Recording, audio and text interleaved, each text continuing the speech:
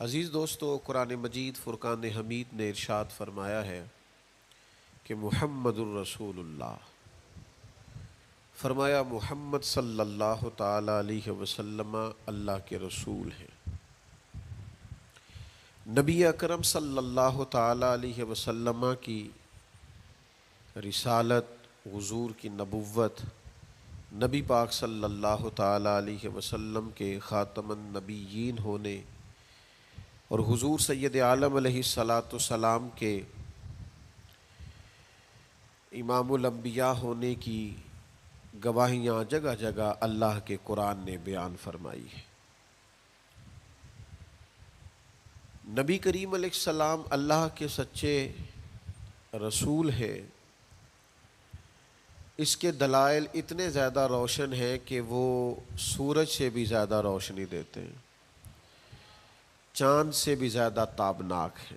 میرے بھائیوں، نبی پاک صلی اللہ تعالی علیہ وسلم کا وجود مسعود جسم اقدس ایسا خوبصورت تھا، وہ خود اس بات کی دلیل تھا کہ یہ اللہ کے سچے رسول ہیں۔ ہمارے ہاں بہت سارے لوگ ہیں جو اکثر اس بات پر گفتگو کرتے ہیں کہ نبی پاک صلی اللہ تعالی علیہ وسلم کو اور تمام انبیاء کو اللہ تعالیٰ نے بشریت کا کالب عطا کیا، تو بھئی بالکل ٹھیک ہے۔ اعلیٰ حضرت رحمۃ اللہ علیہ نے لکھا ہے، حضور کی بشریت کا انکار کرنا تو کفر ہے۔ نبی پاک علیہ الصلاۃ والسلام بشر ہیں، لیکن جب سے دیکھا ہے لباس بشری میں تمہیں، ہر فرشتے کی یہ خواہش ہے کہ وہ انسان ہو جائے۔ یعنی آپ اس بات پر ذرا غور فرمائیں، اندازہ کریں کہ حضرت انس بن مالک رضی اللہ تعالیٰ عنہ فرماتے، حضور کسی رستے سے گزر جاتے تھے نا، تو جو بعد میں آتا تھا اسے خوشبو اتنی آتی تھی کہ پتہ چل جاتا تھا یہاں سے اللہ کے رسول گزر کے گئے۔ حضور علیہ الصلاۃ والسلام کو جو اللہ تبارک و تعالیٰ نے حسن عطا فرمایا اور جو کمالات عطا کیے، آپ غور فرمائیں گے کہ حضور کے پسینہ مبارک سے خوشبو آیا کرتی۔ اللہ کے رسول ہیں، اس پر اگر آپ دلائل دیکھیں، معجزات دیکھیں، کمالات دیکھیں، فضائل دیکھیں، شمائل دیکھیں تو انسان دنگ رہ جاتا۔ حضور کے مقدس پسینے سے خوشبو مہکا کرتی اور گلیاں اور بازار اس سے مہک اٹھتے۔ حضرت عتبہ رضی اللہ تعالیٰ عنہ صحابی ہیں، 4 بیویاں تھیں، وہ کہتی ہیں کہ ہم ایک سے ایک بڑھ کے خوشبو استعمال کرتی تھی، لیکن سمجھ نہیں آتی تھی کہ ہمارے شوہر کون سی خوشبو لگاتے ہیں۔ ہم باوجود کوشش کے، باوجود ہمت کے اور باوجود تجسس کے وہ خوشبو نہیں پاتی تھی۔ تو ایک دن ہم چاروں نے فیصلہ کیا کہ ان سے پوچھ ہی نہ لیں وہ کون سی خوشبو لگاتے ہیں۔ تو ہم نے پوچھا کہ بتائیے، تو کہنے لگے میں نے تو کبھی لگائی نہیں۔ تو ہم نے کہا بھئی آپ ایسے ہی تو دعویٰ نہ کیجئے، ہم نے پوری جد و جہد کر لی، اور پھر عورتوں کا چیزوں کو تلاش کرنا یہ تھوڑا انفرادی بھی ہوتا ہے، ہمیں وہ رنگ نہیں ملا خوشبو کا، وہ انداز جو آپ کا ہے۔ تو فرمانے لگے اصل بات یہ ہے کہ میرے کمر پر کچھ تکلیف ہو گئی تھی، کچھ ایسی چیزیں ابھر آئی تھی جو تکلیف کا باعث تھیں، تو میں پھر حاضر ہوا رسول پاک کی بارگاہ میں۔ تو نبی کریم علیہ السلام نے فرمایا کرتا ہٹائیے گا، تو میں نے کچھ کرتا ہٹایا تو کریم نے دست مبارک پھیرا، بس ظلمت کو ان کے نور نے کافور کر دیا، جس پر پڑی نظر اسے بھی نور کر دیا۔ تو محمد صلی اللہ تعالی علیہ وسلم اللہ کے رسول ہیں، اس پر اتنے دلائل ہیں، یہ اتنا آفتاب سے روشن مسئلہ کہ یعنی آپ شمار کرتے جائیں، آپ گنتے جائیں، آپ سیرت کو پڑھتے جائیں، آپ فضائل کو پڑھتے جائیں، کمالات کو پڑھتے جائیں، تو مرحوم اعظم چشتی کا ایک جملہ اتنا فٹ آتا ہے کہ یہ سارا مضمون اس میں سمٹ جاتا ہے۔ وہ کہتے ہیں تیری حیات پاک کا ہر لمحہ پیغمبر لگے، یعنی لمحہ لمحہ بتاتا ہے کہ آپ اللہ کے سچے رسول ہیں۔ ایک ایک گزرنے والی گھڑی بتاتی ہے کہ آپ اللہ کے سچے رسول ہیں۔ حضور کا مسکرانا بھی بتاتا ہے کہ سچے رسول ہیں۔ نبی پاک علیہ السلام کا دیکھنا بھی بتاتا ہے کہ حضور اللہ کے سچے رسول ہے۔ حضور تو کسی پر جلال بھی کر دینا تو بھی پتہ چلتا ہے اللہ کے سچے رسول ہیں۔ یعنی حضور علیہ الصلاۃ والسلام کھانا تناول فرمائیں یا آرام فرمائیں، آپ ذرا یہ انوکھا پن ملاحظہ فرمائیے گا، یہ انداز ذرا دیکھیے گا کہ ایک صحابی نے آ کے عرض کی یا رسول اللہ صلی اللہ تعالیٰ علیہ وسلم میری بیٹی کی شادی ہے تو خوشبو کی بڑی ضرورت ہے، تو مہربانی فرمائیں کرم نوازی کریں۔ عرب شریف کے اندر خوشبو بڑی مہنگی ہوتی تھی، آج بھی وہاں خوشبو بڑی مہنگی ہے اور خوشبو کا استعمال بھی بہت زیادہ ہے۔ تو اس صحابی نے آ کے عرض کی یا رسول اللہ صلی اللہ تعالیٰ علیہ وسلم خوشبو مل جائے، میری بیٹی کی شادی ہے۔ تو حضور علیہ السلام نے فرمایا ایک لکڑی لے آؤ اور ایک بوتل ایک شیشی لے آؤ۔ وہ لے کے آئے تو محبوب نے نا لکڑی کے ساتھ اپنا پسینہ تیری حیات پاک کا ہر لمحہ پیمبر لگے، حضور نے وہ پسینہ مبارک اتار کے اس شیشی میں ڈال دیا، فرمایا جا جا کے استعمال کر، اللہ تبارک و تعالی بہترین خوشبو عطا کرے گا۔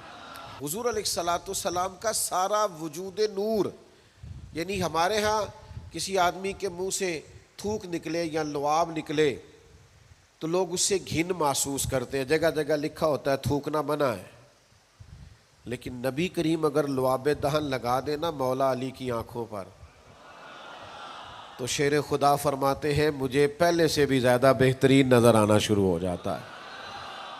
اللہ کے محبوب صلی اللہ تعالیٰ علیہ وآلہ وسلم کے پورے وجود نور کو جیسے جیسے دیکھتے جائیں محسوس ہوتا ہے کہ تیری حیات پاک کا ہر لمحہ پیمبر لگے۔ حضرت عبداللہ ابن سلام رضی اللہ تعالیٰ عنہ فرماتے میں گفتگو کرنے آیا تھا، حضور علیہ الصلاۃ والسلام کے دین کے بارے میں کچھ معلومات کرنے آیا تھا، اور میں تورات کو پڑھنے والا تھا، اہل یہود کے علماء میں سے آپ کا شمار ہوتا تھا، اپنے کچھ لوگوں کے ساتھ آئے۔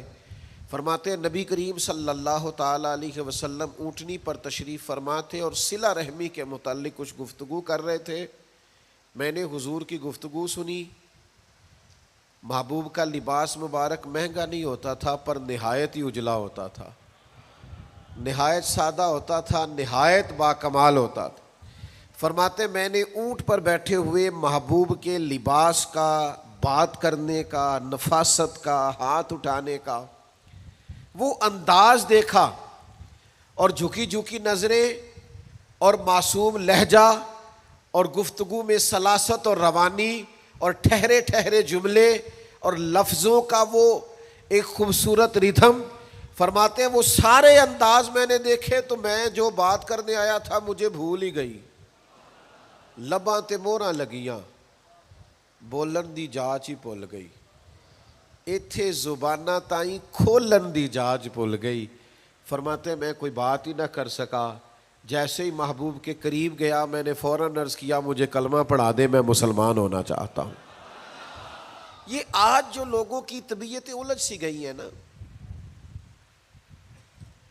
آج یہ جو بے شمار باتیں، بے شمار گفتگو، سوشل میڈیا کا بے دریغ اور بے ہنگم استعمال اور ذہن کو ہر وقت تھکائے رکھنا اور طبیعت کو ہر وقت اوور تھنکنگ کرتے کرتے اپنے آپ کو پریشان کر دینا، یہ جو ساری بے چینی ہے، یہ جو سارا اضطراب ہے، یہ جو ساری ہماری طبیعتیں الجھ سی گئی ہیں، ہر آدمی کو دوسرا دشمن نظر آتا ہے اور ہر ایک کو دوسرا اپنا مخالف دکھائی دیتا ہے، اور معاشرے کے اندر بسنے والا ہر آدمی لالچی دکھائی دیتا ہے، محسوس ہوتا ہے سارے شہرت کے لیے لگے ہوئے ہیں، سارے اقتدار کی جنگ لڑ رہے۔ یہ جو ہماری ساری بدگمانیاں ہیں اس کی بنیادی وجہ یہ ہے کہ ہم ادھر ادھر تو کھل کے دیکھتے ہیں، اپنے محبوب کی بارگاہ کی طرف نہیں دیکھتے۔ ہم جب حضور علیہ السلام کی پرکیف شخصیت کو دیکھیں گے، فضائل دیکھیں گے، کمالات دیکھیں گے، معجزات دیکھیں گے، نعت پاک کی طرف توجہ کریں گے، اخلاق عالیہ کو دیکھیں گے، حسن کردار کو دیکھیں گے، دنیا میں وہ لوگ بڑے عظیم ہوتے ہیں جو نبی پاک علیہ الصلاۃ والسلام کی محبت میں پوری طرح محو ہو جاتے ہیں۔ آپ یقین کریں جو دروازہ رسول تک پہنچ جاتے ہیں ان کا سفر ہی ختم ہو جاتا ہے، جو حضور کی بارگاہ تک پہنچ جاتے ہیں ان کے ذہن کی مشقت پھر ختم ہو جاتی، انہیں منزل نصیب ہو جاتی. وہ لوگ اس طرح کے ہو جاتے ہیں کہ اب زندگی میں ایک ٹھہراؤ آ گیا، اب سکون نصیب ہو گیا، اب اطمینان قلبی مل گیا، اب مقصود ہاتھ آ گیا ہے، منزل مل گئی ہے. نوجوانوں بہت زیادہ نہ الجھا کرو یار، بہت زیادہ پریشان نہ ہوا کرو. جب دل بڑا گھبرا جائے نا تو اپنے نبی پاک کی سیرت کو پڑھا کرو، حضور کے احوال شریفہ کا مطالعہ کیا کرو، ان کے حسن کی بات دیکھا کرو، جمال کی بات دیکھا کرو، کمال کی بات دیکھا کرو، محبوب کے بانٹنے کا انداز دیکھا کرو، نوازنے کا انداز دیکھا کرو، نبی پاک کا دشمنوں کو معاف کرنے کا رنگ دیکھا کرو، حضور کا عطا کر دینے کا انداز دیکھا کرو. معاشرے میں، سوسائٹی میں ہر طرف بے راہ روی ہے، سارے دشمن ہیں، لیکن محبوب تبلیغ بھی اطمینان سے کرتے ہیں، ان کو دعوت توحید بھی مطمئن ہو کے دیتے ہیں، اور جب ان کے لیے دعا کرتے ہیں تو پھر بھی پوری دل جمی کے ساتھ دعا کرتے ہیں. یہ خاص ٹھہراؤ آپ کو حضور کی بارگاہ تک جانے میں ملے گا. ہم نا رسمی سی محفل کرتے ہیں، رسمی سا میلاد، رسمی سا معراج، رسمی سی سیرت، رسمی سی باتیں. وہ جو خاص ایک کیفیت ہوتی ہے نا امتی کی پوری طرح محبوب کے قدموں سے جڑ جانا، یہ والہانہ پن کبھی ملے نا، والہانہ پن. یعنی حضرت طلحہ بن برا رضی اللہ تعالیٰ عنہ کی نبی کریم سے ملاقات ہوئی، حضور سے ملے اچانک، اور دوڑ کے جا کے نا تو نبی پاک کے قدموں سے لپٹ گئے، اور پھر لپٹے ہیں اور والہانہ انداز ہے اور وارفتگی دکھا رہے ہیں اور عشق کا مظاہرہ کر رہے ہیں، اور پھر اسی درد اور تڑپ میں عرض کرنے لگے حضور مجھے کوئی حکم کریں، میں فوراً تعمیل ارشاد کروں گا، کچھ فرما دیں. یہ والہانہ پن، یعنی کبھی آپ بڑے بے چین ہو تو کہیں یار کھولو سیرت کی کتاب، اپنے نبی کا کوئی ذکر پڑھتے ہیں، کھولو فلاں آدمی کو سنے جو حضور کے عشق کی بات کرتا ہے، آؤ کوئی نعت پاک کا نغمہ چھیڑ دے جو ہمارے دلوں کو ٹھنڈا کرے، آؤ کوئی قرب پائے حضور کے دروازہ نور کی طرف سفر کرے. ہم کہاں الجھے ہوئے ہیں، کہاں سکون تلاش کر رہے ہیں، کہاں ہم نے اپنے آپ کو الجھا دیا ہے، کن بے معنی اور بے مقصد باتوں میں ابحاث اور بحثیں کر کر کے اپنے آپ کو پریشان کیے ہوئے ہیں. آئیے دیکھیے رسول اللہ صلی اللہ تعالی علیہ وسلم کی زندگی کا لمحہ لمحہ آپ کے کلیجے کو ٹھنڈا کرے گا، آنکھوں کو سکون دے گا، باطن کو پاکیزہ کرے گا، سوچوں کو نکھار دے گا. کہہ لینے دو مجھے یہ جملہ، حضور سے پیار کرو، جینے کا بھی مزہ آئے گا، مرنے کا بھی مزہ آئے گا، لطف نصیب ہو جائے گا، سرور نصیب ہو جائے گا، ایک کیف سا میسر آ جائے گا. حضور کی بارگاہ عالی مرتبت تک جڑو، نبی پاک علیہ الصلوۃ والسلام کے اخلاق عالیہ کو اپناؤ، کردار کو سمجھو، حسن تکلم کو سمجھو، نبی پاک علیہ السلام کی باتوں پر غور کرو.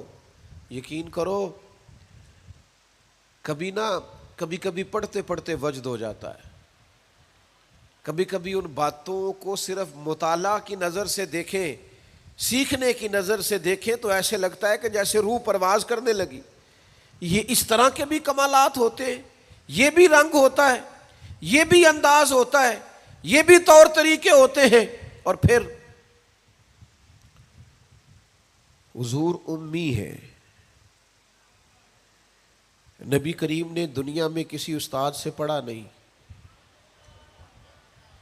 حضور سید عالم صلی اللہ تعالی علیہ وآلہ وسلم کسی مکتب میں نہیں گئے، حضور نے کسی مدرسے سے تعلیم نہیں پائی. لیکن جب حضور بات کرتے نا، جب محبوب حکمت کے موتی رولتے نا، جب نبی پاک علیہ الصلوۃ والسلام کوئی کلام کرتے نا، آپ یقین کریں ایسا انوکھا پن، ایسا نرالا فیصلہ، ایسی حکمت اور دانائی سے بھری ہوئی بات، یعنی جو فلسفیوں سے کھل نہ سکی اور نکتہ وروں سے حل نہ ہوئی، وہ بات ایک طیبہ والے نے بتلا دی چند اشاروں سے. حضور دو چار اشارے کرتے اور عقدے کھل جاتے. ایسی دانائی والی بات، ایسی قیمتی بات، ایسی انوکھی بات محبوب بیان کرتے. حضرت سعد بن عبادہ رضی اللہ تعالیٰ عنہ کے پاس نا فتح مکہ کے موقع پر جھنڈا تھا. وہ علم بردار تھے، جن کے پاس جھنڈا ہوتا تھا وہ آدمی سب سے آگے آگے ہوتا تھا. اب ایک وقت ایسا آیا کہ صورتحال اس طرح کی بن گئی کہ حضرت سعد بن عبادہ کو اس منصب سے ہٹایا جائے گا. بڑا مشکل فیصلہ ہے. انہوں نے کوئی ایسی معاذ اللہ غلطی بھی نہیں کی، لیکن حالات ایسے آ گئے ہیں کہ جناب سعد ابن عبادہ کو ہٹانا پڑے گا، ان سے جھنڈا لیا جائے گا. صحابہ بڑے پریشان ہیں کہ حساس آدمی ہے، ان کی خدمات بہت زیادہ ہیں، کس طرح ان کو ہٹائیں گے، کیا کریں گے. نبی کریم کی بارگاہ میں عرض گزار ہے، یا رسول اللہ کیسے ہٹائیں حضرت سعد ابن عبادہ کو، اور کیفیات اور حالات بھی ایسے ہیں کہ ہٹانا بھی پڑے گا. آج کل نا بہت سارے لوگ کام تو کرتے ہیں پر دانا نہیں ہوتے. جذباتی فیصلے، جذباتی باتیں، ایموشنل گفتگو، وقتی طور پر چیزوں کو بہتر کرنا، اور بس وقتی طور پر آج گزارا ہو کل دیکھی جائے گی، لیکن چیز کی گہرائی تک، اس کی اصل تک نہیں اترتے، اس کے سارے لوازمات کو نہیں دیکھتے، قبل از وقت منصوبہ بندی نہیں کرتے. ہمارا مزاج نہیں ہوتا، ہم ٹھہراؤ اپنی زندگی میں نہیں لاتے. نبی پاک چونکہ اللہ کے رسول ہیں، ہر لمحہ حضور کا پیغمبر لگتا ہے. اب حضرت سعد ابن عبادہ کو ہٹانا ہے اور ان کی جگہ کسی اور کو مقرر کرنا ہے، اور بندہ بھی بڑا حساس ہے اور بات بھی کوئی ایسی نہیں، تو کیا کریں. پتہ ہے نبی کریم علیہ السلام نے کیا کیا؟ حضور فرمانے لگے کوئی پریشانی نہیں، ہٹا دیتے سعد ابن عبادہ کو. حضور نے بلایا، فرمایا سعد میرا ارادہ بنا ہے کہ جھنڈا آپ سے لے لیا جائے.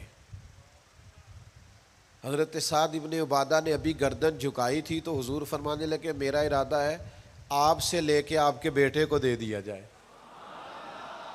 جو فلسفیوں سے کھل نہ سکا، جو نکتہ وروں سے حل نہ ہوا، وہ راز ایک طیبہ والوں نے بتلا دیا چند اشاروں میں. اور تیرے آگے ہے یوں دبے لچے فصحا عرب کے بڑے بڑے، کوئی جانے منہ میں زبان نہیں بلکہ جسم میں جان نہیں. ایسا کمال فیصلہ، ایسا انوکھا فیصلہ. اچھا جس فیصلے سے وہ پریشان ہو سکتے تھے نا کہ مجھے ہٹایا جا رہا ہے، جب انہیں پتہ چلا نا کہ میری جگہ پہ میرا بیٹا آ رہا ہے، وہ اتنا خوش اپنے جھنڈا اٹھانے پہ نہیں تھے جتنا اپنے بیٹے کے جھنڈا اٹھانے پہ راضی ہو گئے. ان کی طبیعت مچل گئی. نبی پاک صلی اللہ تعالی علیہ وسلم کے پیغمبر ہونے پر، نبی ہونے، ایسے دلائل، ایسے کم، آپ جس زاویے سے دیکھیں ششدر رہ جائے گی، حیران رہ جائیں گے، پیار ہو جائے گا. کچھ ایسے مصنفین بھی گزرے ہیں معاذ اللہ ثم معاذ اللہ، جو مسلمان نہیں تھے، غیر تھے، کلمہ نہیں پڑھتے تھے، معاذ اللہ استغفر اللہ، نقل کفر نہ باشد، تنقید کی اینک لگا کے انہوں نے حضور کی سیرت کو پڑھا، لیکن اس نظر سے پڑھا پھر بھی مدینے والے کے غلام ہو گئے. یہ کہنے پر مجبور ہو گئے کہ نہ بھائی ایسا کوئی محبوب کہیں ہوگا نہ کہیں ہے، بیٹھا ہے چٹائی پہ مگر عرش نشیں ہے. نبی پاک علیہ السلام. پھر ایک اور بات، حضور امی ہے لیکن ایسی کمال بات کرتے، ایسا انفرادی فیصلہ کرتے کہ دنیا حیران رہ جاتی. پھر جو عظمت کردار ہے نا، بلندی کردار، مجھ سے ناراض نہ ہوئیے گا، بہت سارے لوگ ہیں جو باتیں بڑی زبردست کرتے ہیں، گفتگو میں کوئی ان سے جیت نہیں سکتا. ان کا لب و لہجہ ایسا ہوتا ہے کہ شاید کسی بڑے سے بڑے عالم فاضل کو بھی بولنے نہ دے، لیکن عمل کی باری آتی ہے تو کمزور ہوتے ہیں. باتیں بیسیوں آتی ہیں، درجنوں آتی ہیں، نماز کا ٹائم ہوتا ہے تو بہانے بازی کرتے ہیں، وہ میرے کپڑے نہیں ٹھیک، بس دعا کریں انشاءاللہ شروع کر دوں گا، کہانیاں سناتے ہیں. کیوں اتنے بھولے بنتے ہیں؟ ہمیں سمجھ آتی ہے کہ آپ گفتار کے غازی ہیں، آپ باتوں میں صرف ساری چیزیں سیدھی رکھتے ہیں، آپ اس جگہ پہنچ ہی نہیں پا رہے. عمل، کردار، یہ بھی ایک مبلغ ہوتا ہے. آپ کا کردار بھی تبلیغ کرتا ہے، آپ کا لب و لہجہ بھی. حضرت امام جعفر صادق رضی اللہ تعالیٰ عنہ سے ایک شخص نے کہا تھا میں دین کی تبلیغ کرنا چاہتا ہوں، مجھے بتایا کیا کروں؟ تو امام جعفر صادق رضی اللہ تعالیٰ عنہ فرمانے لگے دین کی تبلیغ کرنی ہے تو بڑا آسان نسخہ ہے، دین پہ عمل کرنا شروع کر دے، تبلیغ ہونی شروع ہو جائے گی۔ لیکن ہم نا عمل کی دنیا میں بڑے کمزور ہوتے ہیں، قربان جائیں۔ حضور علیہ الصلوۃ والسلام نے جس معاشرے میں آنکھ کھولی تھی وہ جہلاء کا معاشرہ تھا، ظلم تھا، ستم تھا، بربریت تھی۔ ان لوگوں کی سوچیں، ان کی باتیں، ان کا ظالمانہ مزاج بڑا انوکھا تھا۔ لیکن کمال کی بات ہے نا، چاروں جانب لوگوں کا مزاج ظالمانہ تھا، لیکن محبوب کو اللہ نے رحمت بنا کے بھیجا۔ ہر طرف لوگ ناانصافی کی بات کرتے تھے، لیکن محبوب نے انصاف کے بول کو ہمیشہ بالا رکھا، اس ترازو کو ہمیشہ بلند رکھا۔ ہر طرف لوگ حق کھا جاتے تھے، لیکن محبوب نے فرمایا حق کھایا نہیں جائے گا، حق دلایا جائے گا۔ کردار دکھایا، کردار۔ وہ جو تیری جان کے دشمن ہیں وہ بھی کہتے ہیں، وہ جو تیری جان کے دشمن ہیں وہ بھی کہتے ہیں امین تو ہے، صداقت کی آبرو تو ہے۔ دشمن بھی کہتے ہیں سچے تو بہرحال ہیں، امانت دار تو بہرحال ہیں، غلط بات تو بہرحال نہیں کرتے۔ یعنی دشمن بھی اگر اٹھ کے گواہی دے کہ اگر کسی نے کمال دیکھنا ہے تو آمنہ کے لال کو جا کے دیکھو، اگر کسی نے انصاف دیکھنا ہے، اگر کسی نے دھرتی پہ حسن دیکھنا ہے تو عبداللہ کے در یتیم کو دیکھو۔ وہ بھائی آپ سمجھے نا، عظمت کردار کے وہ موتی جو حضور نے عطا کی۔ دیکھیے باہر والوں نے جب دلیلیں مانگی تو حضور نے معجزات دکھائے، اور جب اپنوں نے دلیلیں مانگی، مکے والوں نے، قریش والوں نے، اپنے قبیلے والوں نے دلیل مانگی، آپ نبی ہیں تو دلیل کیا ہے؟ تو اللہ کا قرآن کہتا ہے کہ محبوب نے کہا فَقَدْ لَبِثْتُ فِيكُمْ عُمَرًا مِّن قَبْلِهِ أَفَلَا تَعْقِلُونَ، اور میں نے تمہارے بیچ عمر گزاری ہے ساری، تمہیں عقل نہیں؟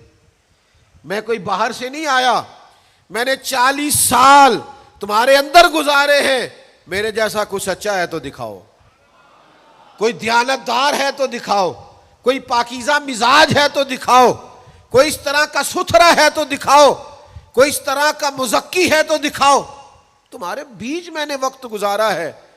باقیوں کو نبی پاک نے معجزات بطور دلیل دیے، اور جب اپنوں نے دلیل مانگی تو حضور نے فرمایا میری سیرت دیکھ لو، میرا کردار دیکھ لو، میرے شب و روز دیکھو۔ فقط لبثت فیکم عمرا من قبل، میں نے اس سے پہلے عمر کا حصہ تمہارے بیچ گزارا ہے، افلا تعقلون، تمہیں عقل نہیں؟ دوستو تھوڑا سا نا کردار پر بھی توجہ کرنی پڑے گی، اپنے آپ کو تھوڑا سا تبدیل کرنا پڑے گا۔ میں آپ کی خدمت میں عرض کروں، دولت سے لوگوں کو جیتا نہیں جا سکتا، دولت تو لوگوں کو لالچی بنا دیتی۔ آپ کسی کو پیسے دیں، 10,000 دیں، اگلی دفعہ وہ 25 مانگے گا، تو آپ 50 دیں، اگلی دفعہ 1,00,000 مانگے گا، اس کی بھوک تو بڑھتی ہے۔ آپ عہدے کے زور پر بھی لوگوں کے محبوب نہیں بن سکتے، اس لیے کہ پھر وہ شخصیتوں سے پیار نہیں کرتے، کرسیوں سے پیار کرتے۔ آپ کرسی پہ ہیں تو آپ اچھے لگتے ہیں، جب دوسرا آئے گا تو اس کو سلوٹ کر لیں گے۔ نبی پاک علیہ الصلوۃ والسلام نے فرمایا اگر تم کسی شخص کو قائل کر سکتے ہو اور اس سے محبت بڑھا سکتے ہو تو ایک ہی صورت ہے، اور وہ تمہارا حسن اخلاق ہے۔ اللہ کے محبوب صلی اللہ تعالی علیہ وسلم نے خلق کے ساتھ، کردار کے ساتھ، نبی پاک علیہ السلام نے محبت کے ساتھ، زید بن دسنہ بہت بڑے یہودیوں کے عالم تھے۔ ایک دن حضرت بلال حبشی رضی اللہ تعالیٰ عنہ سے کہنے لگے سنا ہے نبی پاک علیہ السلام کی بارگاہ میں جب بہت سارے مہمان آتے ہیں تو آپ کو کچھ قرض بھی لینا پڑتا ہے۔ جناب بلال کہنے لگے لینا پڑتا ہے، کہنے لگے مجھ سے لے لیں، میرے پاس اضافی پیسے پڑے ہیں، آپ نے دے ہی دینے۔ حضرت بلال نے لے لیے، ایک ٹائم مقرر ہو گیا، فلاں دن پیسے واپس کرنے، اپنی وعدے میں 3 دن رہتے تھے۔ نبی پاک علیہ الصلوۃ والسلام مدینہ طیبہ کے چوک میں کھڑے ہیں، ساتھ حضرت عمر فاروق رضی اللہ تعالیٰ عنہ، یہ وہاں پہنچ گئے یہودیوں کے عالم۔ آ کے کہنے لگے وہ میری رقم واپس کریں. تو حضور نے فرمایا ابھی تو وعدے میں 3 دن رہتے ہیں. تو اس نے بڑے سخت جملے کہے. آپ کی توجہ ہے میری بات پر؟ سمجھ آ رہی ہے میری باتوں کی؟ چڑھانے والے اتنے خطرناک نہیں ہوتے جتنے چڑھ جانے والے خطرناک ہوتے ہیں. اتنی جلدی کسی کی باتوں سے چڑھا نہ کرے. یعنی ہر ایک کوئی دشمن بنا لیتے ہو. جس کا سٹیٹس ہی نہیں آپ کے ساتھ کھڑے ہونے کا اسے بھی دشمن بنا، اور دعا کرو کہ دشمن بھی خاندانی ہو. ہر ایک کوئی دشمن مان لیتے ہو، اسے بھی میرا اختلاف ہے، یہ بھی مجھ سے حسد کرتا ہو. چھوڑے یار، آپ کا کوئی سٹیٹس ہی نہیں ہے، سب کے ساتھ آپ کا مقابلہ شروع ہو جاتا ہے. کہیں رکے تو صحیح. کہیں وہ جو 3 بندے وہاں کھڑے ہیں، وہ جو 4 وہاں کھڑے ہیں، وہ جو 5 وہاں کھڑے ہیں، وہ میرے خلاف باتیں کر رہے ہیں. اور یار آپ بلا وجہ پریشان ہیں، وہ کوئی اور گل پہ کر دینے تو ہڑی نہیں کر دے. وہ کوئی بلا وجہ دشمن بنا لینا، چڑ جانا، ذرا سی بات پہ ڈسٹرب ہو جانا، بہت زیادہ پریشر اپنے ذہن پہ ڈالنا، اس سے بندہ کمزور پڑ جاتا ہے. انہوں نے سخت جملے کہے، لیکن نبی کریم صلی اللہ تعالی علیہ وآلہ وسلم نے نا کسی بات کا کوئی جواب نہیں دیا. حضرت عمر نے تلوار نکال لی. تو حضور فرمانے لگے کہ عمر آپ نے تلوار نکال لی ہے، آپ کو چاہیے تھا انہیں کہتے مطالبہ نرمی سے کریں اور مجھے کہتے ان کی رقم واپس کریں. فرمایا چھوڑو. یہ جو وقار ہوتا ہے نا، یہ آدمی کے قد کاٹ کا پتہ دیتا ہے. یہ جو حوصلہ ہوتا ہے، یہ اس کی تعلیم کا، اس کی تربیت کا، اس کے علم کا، اس کے بڑے ہونے کی خبر دیتا ہے. حضرت عمر سے حضور نے فرمایا چونکہ انہوں نے اب پہلے مطالبہ کر لیا ہے تو ہم ایسا کرتے ہیں پہلے ہی پیسے دے دیتے ہیں. فرمایا آپ ان کو ساتھ لے جائیں، فلاں جگہ کھجوریں پڑی ہیں، تول تول کے دے دیں، اور جب ان کا قرض پورا ہو جائے نا تو یہ جو آپ نے ان کو غصہ دلایا نا، تھوڑی کھجوریں زیادہ بھی دے دیجئے گا، تھوڑی مٹھائی بھی دے دینا، قربان جائیں. حضرت عمر رضی اللہ تعالیٰ عنہ فرماتے ہیں میں حضور کے حکم کا پابند تھا، میں ان کو ساتھ لے گیا اور لے جا کر کے کھجوریں تول تول کے دے رہا ہوا. مجھے ان پہ غصہ ہے، وہ مجھ سے ہلکی ہلکی باتیں کرنے لگ گئے حضور کے اخلاق کے بارے میں، نبی پاک کی بردباری کے بارے میں. تو مجھے جلال تھا، میں نے کہا تو کھجوریں لے، زیادہ باتیں نہ کر. میرا اپنا ایک خیال تھا کہ انہوں نے بڑے سخت جملے کہے ہیں. تو فرماتے انہوں نے میرا ہاتھ تھاما اور کہنے لگے عمر یار میرے اوپر جلدی نہ کر، میرے درد کو سمجھ، میں تورات کا عالم ہوں، میں نے اللہ کے آخری نبی کی جتنی نشانیاں تورات میں پڑھی ہیں ساری مدینے والے محبوب میں پائی جاتی ہیں. ایک نشانی میں نے یہ پڑھی تھی کہ جتنا جتنا کوئی جہالت کرتا جائے گا نبی پاک کا علم اتنا ہی غالب آتا جائے گا، حضور کی بردباری اتنی بڑھتی جائے گی. تو میں نے نا جان بوجھ کے حضرت بلال کو پیسے دیے تھے، اور 3 دن پہلے میں نے واپسی کا مطالبہ بھی جان بوجھ کے کیا تھا. میں نبی کریم کا علم دیکھنا چاہ رہا تھا، میں وہ تورات کی نشانی دیکھنا چاہ رہا تھا، اور پھر میں نے سخت جملے بھی جان بوجھ کر کیے. پر قربان جاؤ مدینے والے کو جس اینگل سے بھی دیکھا ہے اللہ کا سچا رسول ہی پایا ہے. محمد الرسول اللہ، محمد اللہ کے رسول ہے صلی اللہ علیہ وسلم. اب وہ کہنے لگے جناب عمر سے مجھے لے جائے نا، میں نے حضور کا کلمہ پڑھنا ہے، مجھے لے جائے بارگاہ تک، میں نے نبی پاک علیہ السلام کی غلامی کا پٹا گلے میں ڈالنا ہے. تو میرے بھائیوں نبی پاک علیہ السلام کی بارگاہ تک رسائی پائیے، حضور کی عالی مرتبت بارگاہ کی طرف اپنے آپ کو لے کر کے جائیے. آج اگر ہم اطمینان چاہتے ہیں ذہنی طور پر بھی، قلبی طور پر بھی، روحانی طور پر بھی، فکری طور پر بھی، تو ایک ہی راستہ ہے، اپنے آپ کو حضور سے وابستہ کریں. ہم جس طرح کی آزمائشوں کا دن رات شکار ہے، اور جس طرح سے ہمیں نئی نسل الجھی ہوئی، بے چین، بے قرار اور مضطرب نظر آتی، اس کا کوئی اور حل نہیں ہے. اس کا ایک ہی حل ہے کہ مرنے کی طرف دیکھ، نہ جینے کی طرف دیکھ، جب چوٹ لگے دل پہ تو مدینے کی طرف دیکھ. اپنا تعلق حضور سے جوڑیے، اپنا رشتہ نبی کریم سے جوڑیے۔ میں آپ کی خدمت میں عرض کروں گا، وقت نکال کے درود پاک پڑھا کریں، وقت نکال کے حضور کی سیرت کا مطالعہ کیا کریں، ٹائم نکال کر کے نبی پاک صلی اللہ علیہ وسلم کی نعت شریف کو پڑھا کریں، وقت نکال کر کے حضور کی بارگاہ کی طرف بڑھا کریں۔ جب تک ہم یہ سارے کام نہیں کریں گے اطمینان نہیں پائیں گے، اور پھر جیسے جیسے حضور کو پڑھو گے، نبی پاک کو سنو گے، دین کی صداقت سمجھ میں آئے گی، آپ کو سمجھ لگے گی کہ آپ اس دین کے ماننے والے ہیں جو سب دینوں پر غالب بھی ہے، سب سے سچا بھی ہے، سب سے کھرا بھی ہے، اور سب سے زیادہ نکھرا ہوا بھی ہے۔